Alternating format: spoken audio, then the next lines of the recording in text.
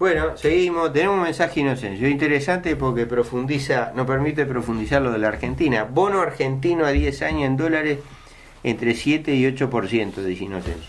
Es correcto, o sea, como parte de esa gigantesca burbuja de deuda, para pagarle a los holdouts, que ya aparentemente el acuerdo está, y adhieren la gran mayoría, no me acuerdo el porcentaje de adhesión, pero es muy alto, anda por el 90%, van a emitir, que parece que es la emisión más grande de deuda pública de los países emergentes de los últimos muchos años, ¿verdad?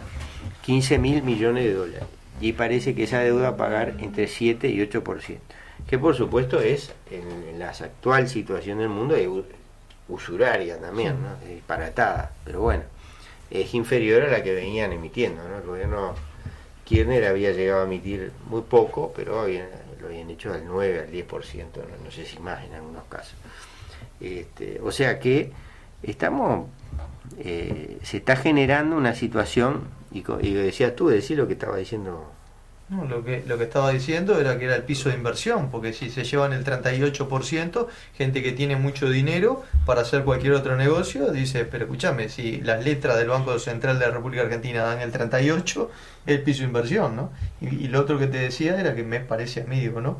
De que le salió la competencia al ministro Astori, porque los dólares, correcto, sí, los dólares que podrían entrar acá en Uruguay se van para Argentina, se cambian a peso y se llevan el 38% de rentabilidad. Y la pregunta que yo le hago al señor ministro Astori, ¿no?, y al equipo económico de gobierno es, ¿qué negocio acá en Uruguay le da el 38% de los grandes capitales? No sé, vos capaz que conocés alguno, yo no. La verdad que desconozco. ¿Qué dijiste, perdón? ¿Qué negocio le da el 38% asegurado y garantizado a los capitales que vengan a invertir acá y no en Argentina? O sea que hay una sustancia blanca que parece que es muy placentera. Yo nunca la probé, pero dicen que es muy divertido aspirarla, que da más que eso. ¿Será que los capitales uruguayos se van a la Argentina? La verdad es que un 38% de interés es tentador. Un abrazo, Juan Carlos. Juan Carlos, sí, es muy tentador. Claro que es muy tentador. Porque aparte hay otro negocio que están haciendo que es impresionante. O sea, digamos que acá hay un riesgo cambiario. Uno puede decir, bueno, la coloca al 38%, pero si hay una devaluación en el interín mayor, termina perdiendo plata, ¿no? Suponiendo que pone dólares y quiere volver a dólares, ¿no? Que en definitiva tanto los extranjeros como los argentinos están muy concentrados en ese tema, ¿no? Con el dólar, ¿no? Pero hacen un negocio, parece que es que la colocan al 38 y contratan un seguro de cambio para el vencimiento, o sea, que van a recibir dólares, ¿no? Eso se paga, cuesta. Entonces parece que el seguro de cambio se lleva una parte importante de ese 38 y queda colocado al 20 en dólares, con seguro de cambio, o sea, con la garantía de que al final del periodo va a recibir el 20% en dólares. 20% anual estamos hablando, ¿no? Es decir, una colocación anual, hay que hacer las cuentas, ¿verdad? Claro. Pero son una tasa de interés fabulosa. Ahora, obviamente hay gente que está ganando, pero alguien está perdiendo, porque este tipo de negocios son de suma cero, o sea, no hay, claro. O sea, acá no se genera nada de riqueza, ¿verdad? Nada. Algunos sueldos de algunos empleados de las casas de bolsa, pero nada, de riqueza no se genera nada, ¿verdad? Es todo manejo financiero. O sea, acá evidentemente el que está perdiendo el Estado argentino. Y bueno, vamos a ver cómo termina. A mí me pinta muy feo porque además veo muy difícil que puedan parar esta pelota que armaron, ¿verdad? Claro, la esperanza que tienen es bajar la inflación. La inflación por ahora, con las medidas que han tomado, aumentó, se aceleró enormemente, no la han podido bajar. Obviamente algo va a bajar la inflación, pienso que sí, va a bajar, pero va a demorar en bajar más de lo que ellos dicen. Y además, después que baje la inflación, la masa de ingresos de capitales que están creando, o sea, porque esto se empieza a repartir por el mundo y de repente empieza a traer plata que no saben. Entonces, cuando empieza a entrar esa plata especulativa hace caer el tipo de cambio, ¿no? Pero no quieren que caiga el tipo de cambio, porque si cae el tipo de cambio empiezan a patear los exportadores. Lo primero son los estancieros, que no quieren que por cada dólar que exporta le entren 14 pesos, le entren 7 pesos, 5 pesos, quieren que le entre 14 o que le entre más, ¿verdad? Bueno, pinta mal, francamente mal. Y lo peor es que es todo una cosa absolutamente previsible, ¿verdad? O sea, acá no hay nada que esté sucediendo que sea sorpresivo. Digo, para alguien que tenga un mínimo de conceptualización y de conocimiento y que lo mire con atención, acá no hay nada que sea sorpresivo. Bueno, vamos a leer, disculpen, pero yo voy a leer acá traduciendo en simultáneo, es un trabajo de hoy, así que no creo que lo hayan visto en otro lado, salvo que lo hayan visto en inglés. Es una entrevista a Michael Hudson. Michael Hudson es un economista, yo dije, de Estados Unidos, un tipo que fue acá está, es profesor investigador de economía en la Universidad de Missouri, Kansas City, y fue oficial de balance de pagos, economista de balanza de pagos del Chase Manhattan Bank, ¿no? O sea que estuvo en el monstruo y conoce sus entrañas, dijera José Martí.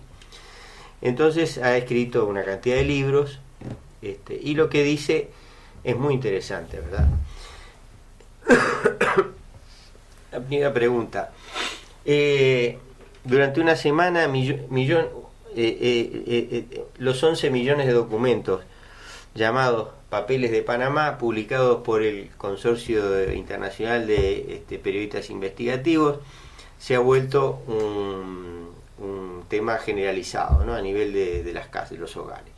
Los documentos están conectados a la firma de Panamá Mossack Fonseca, que ayudaba a establecer cuentas offshore, o sea, en lugares fuera de los países de origen del dinero, para algunos de los más ricos y más poderosos líderes, y que le permitía lavar dinero y evadir impuestos. Acá vamos, digamos, un poco, hay algo sobre los papeles de Panamá que dije el otro día que era equivocado. El diario bueno, sé que el segundo nombre es Aitún, que quiere decir diario, pero el primero no me acuerdo. No es suizo, es alemán, ¿verdad? Yo dije que era suizo hace 2 o 3 programas, lo corregimos, es alemán. Bueno, entonces, dice Michael, empecemos con una pequeña historia de la creación de Panamá y cómo fue comprado a Colombia por los Estados Unidos y su relevancia hoy, en vista de los papeles de Panamá. Hudson. Bueno, Panamá fue básicamente tallado de Colombia para construir el canal. Fue creado en forma muy parecida a Liberia. No es realmente un país en el sentido de que un país tiene su propia moneda y su propio sistema impositivo. Panamá usa dólares de Estados Unidos, lo mismo que Liberia. Acá yo tengo una pequeña discrepancia. Yo creo que Panamá, a pesar de que no usa, no tiene moneda propia, o sea, formalmente la tiene, porque si vos vas a Panamá, hay una moneda, ahora no me acuerdo cómo se llama, el Balboa, ¿no? Entonces los panameños te dicen tal cosa. Estoy hablando de hace muchos años, yo hace muchos años que no voy a Panamá, pero cuando estuve ahí unos días le decían 3 Balboa, que quiere decir $3, ¿no? En realidad el Balboa no se ve, yo nunca vi ninguno, creo que existe en algún lado, pero lo que se usa son dólares, ¿no? Y sí, yo creo que tienen su propio sistema impositivo Panamá, ¿no? Pero igual, lo demás persiste, ¿verdad? Panamá, sabemos un poquito de historia, yo no lo repasé el tema antes de venir, que espero no decir ningún disparate, es una creación del imperialismo yanqui, ¿verdad? O sea, los yanquis decidieron en determinado momento que había que independizar ese pedazo del istmo de América Central, para ahí poder hacer un canal y tener un pequeño estado que fuera fácilmente controlable, porque lo habían creado ellos mismos, ¿no? Entonces armaron una especie de revolución ahí completamente artificial, y que se creó un gobierno provisional, qué sé yo. Entonces los yanquis lo apoyaron inmediatamente, y ese gobierno decidió secesionarse de Colombia, ¿no? Y formar un estado independiente, y ese es el resultado de Panamá, ¿no? Después Panamá tuvo su propia historia de dignidad cuando este militar, Torrijos, Omar Torrijos, asumió el gobierno, y que llevó a que asumiera el control del canal, que es su principal fuente de riqueza, el control del canal de Panamá, ¿verdad? Un país con características especiales, pero yo creo que hoy tiene las características de un país independiente, por más que tenga un gobierno horrible, que es proimperialista en este momento, ¿no? Sí. Y todo lo demás. Bueno, la historia real, sigue hablando Hudson, no yo, no salió a luz en los papeles en los Panama Papers. Los reporteros se centran naturalmente en criminales lavando dinero, pero Panamá no fue designada para lavar dinero, fue designada para lavar las ganancias, principalmente de la industria del petróleo y el gas, y de la industria minera. Panamá y Liberia fueron durante muchos años notables por emitir las llamadas banderas de conveniencia. Los barcos, los tanqueros transportadores de petróleo y minerales se registraban bajo las banderas de Liberia y Panamá, o algún otro país que utilizaba el dólar y no su moneda local. Esto yo lo recuerdo perfectamente. Los oyentes de más edad, supongo, medio veteranote también, la cantidad de barcos, ¿no? Y el famoso tema de la bandera de conveniencia, ¿no? Con esto se evitaban leyes laborales de países que tuvieran legislaciones más restrictivas para el capital, ¿no? Que contemplaran los beneficios obreros, etcétera.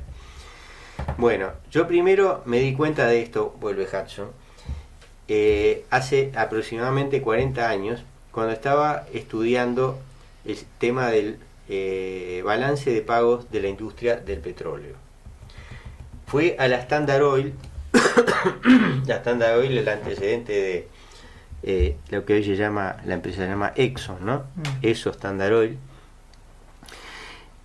cuyo tesorero me llevó a través de su balance, ¿no?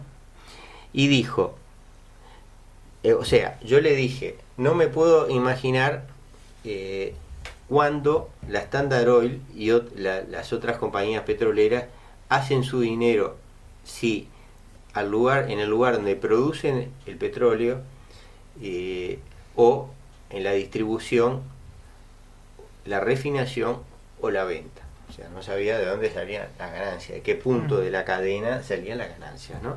Y él me contestó, nuestras ganancias las hacemos precisamente aquí, en Nueva York, en esta oficina, ¿verdad? En la oficina del tesorero. Cuando le pregunté qué quería decir, me explicó, nosotros vendemos el petróleo que compramos de Arabia Saudita o el Mediano Oriente a precios muy bajos a la compañía transportadora que está registrada en Panamá o Liberia.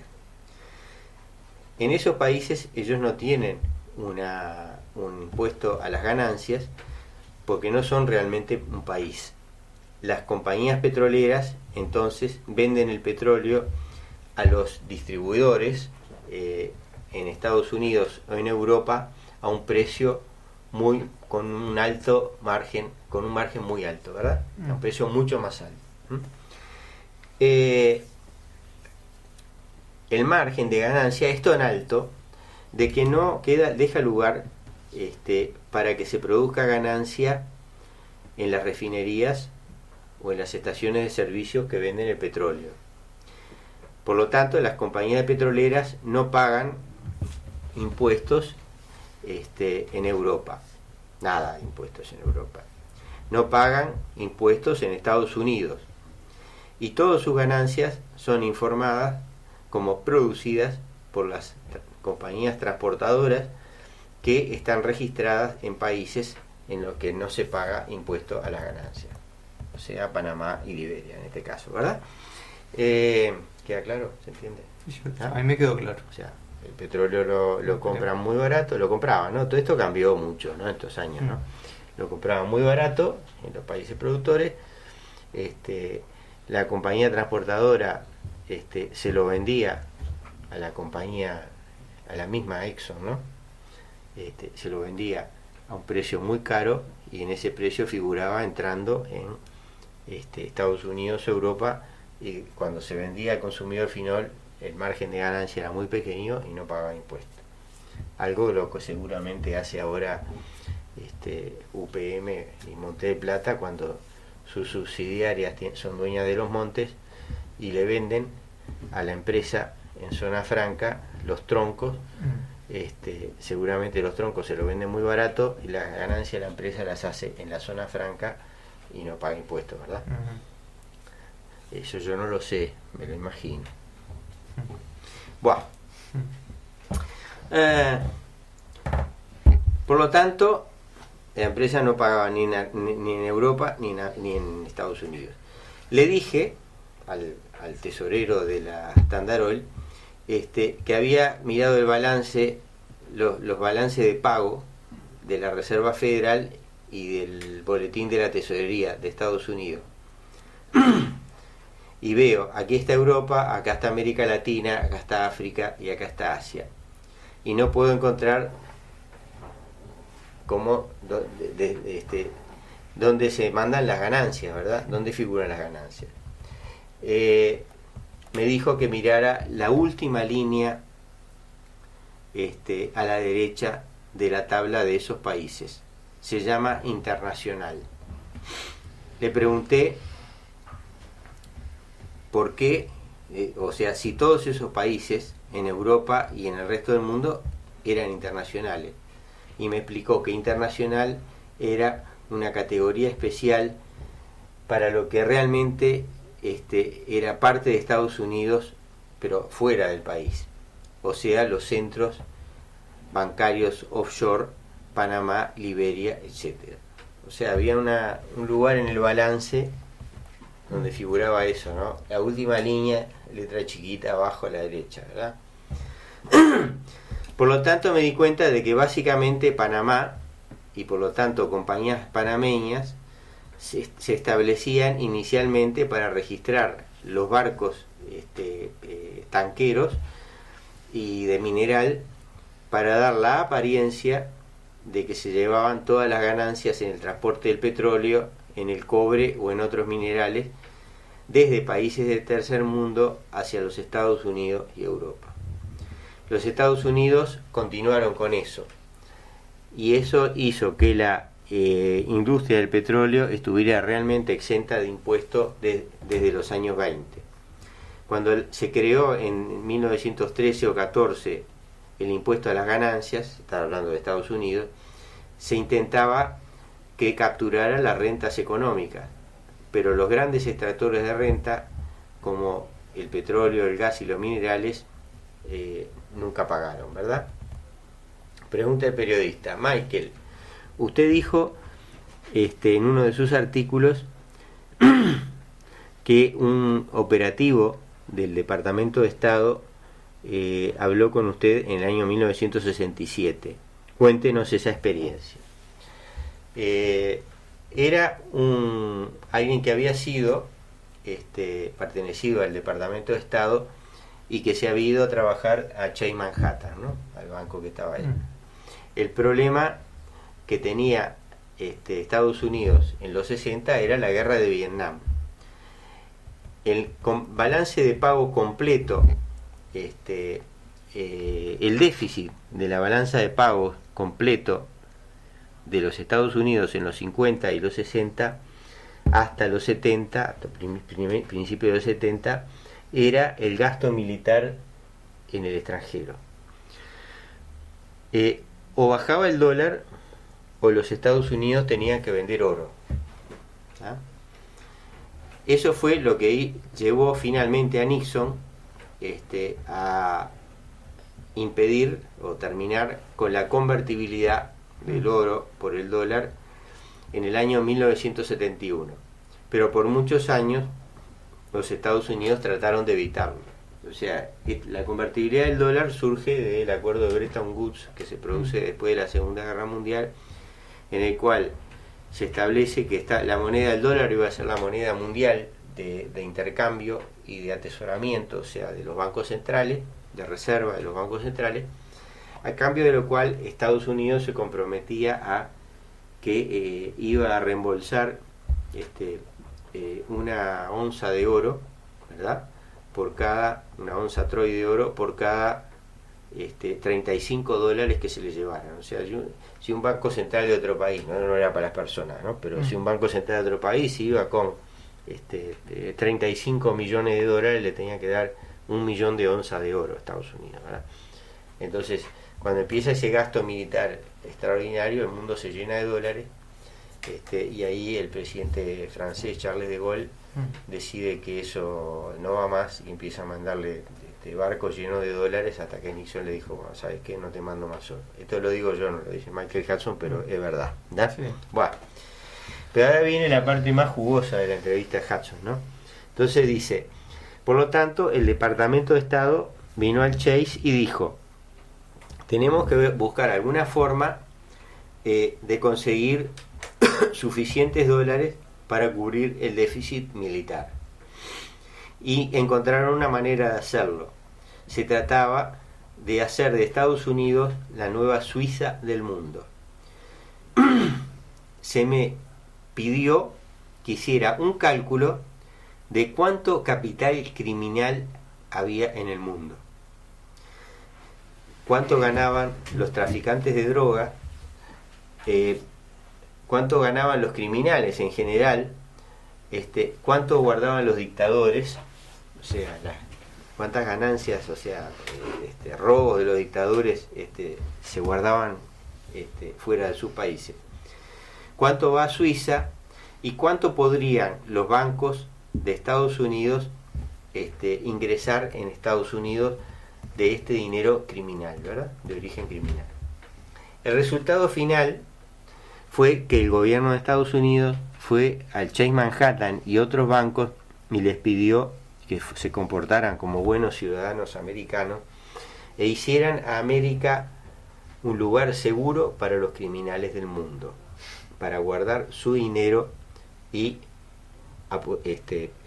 soportar, mantener al dólar, apoyar al dólar en ese proceso. Antes a Chase le habían pedido que creara un banco en Saigón para que el dinero de los militares no se fuera a los bancos franceses. Pues claro, como Vietnam era una colonia francesa, la mayoría de los bancos en Vietnam eran franceses, ¿verdad? Que los mandaban de vuelta a Francia, donde se los daban al general Charles de Gaulle, de lo que yo contaba antes, ¿verdad?, según la historia con lo que yo venía contando, y él lo mandaba a Estados Unidos para que le mandaran oro, ¿verdad? Entonces Chase le dijo que sí, que iba a ayudar y poner bancos en Saigón. Otros bancos hicieron esto no para evadir la ley o no para romper con la ley inicialmente, para ser buenos ciudadanos y atraer el dinero criminal de todo el mundo, ¿verdad? Lo mismo pasó con las islas occidentales británicas, o sea, las Islas Caimán. Habían declarado su independencia, pero no para ser un país de verdad, sino para atraer la fuga de capitales hacia Inglaterra. O sea, se independizaron, pero quedaron dentro del imperio como una colonia para poder servir de intermediarios en el lavado de dinero. 2 minutos. O sea que la idea era que todo ese dinero viniera hacia Estados Unidos o hacia su aliada Gran Bretaña.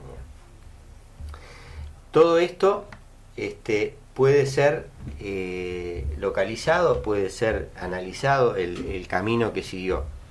Si uno mira el dinero que va hacia Panamá y otros centros bancarios offshore en el Caribe, ninguno de ese dinero se queda en Panamá.